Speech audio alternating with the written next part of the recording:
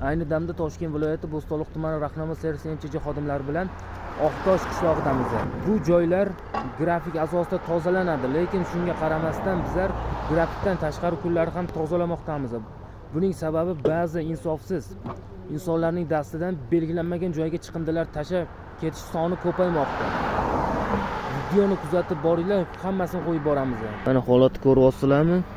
Katta yo'l yuzasi ostanovkani oldim chiqindi bilan to'lib yotibdi. Uni ko'ryapsizlarmi? Ba'zi bir insofsiz farosatsizlarning dastidan.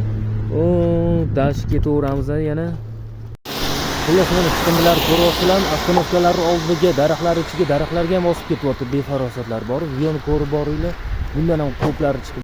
Mana ikkinchi ostanovkani oldiga ham yetib keldik. Mana holatni qaranglar, juda ham achinarli holat. Qaysidir insofsizlar tomonidan tashab ketilmoqda. Katta yo'l yuzasi mana shunday xunuk holatga, rasvo holatga keltirmoqda.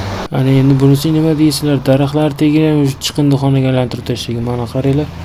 Daraxtlar teggan rasvo holat bo'lyapti. Narigi chetlarda ham bor. Qaysidir insofsizlar tomonidan tashab ketilyapti. Mana qaranglar, katta yo'l, katta trassa. Mana bu orqasiga tashab ketgan chiqindilarni qaranglar. Mana Rahnamo servisi bilan tozalayapmiz endi. Ko'ryapsizlarmi? Kamida yarim mashina bor bu yerda o'zi. Qaysidir farosatsizlar tashab ketganda mashinani.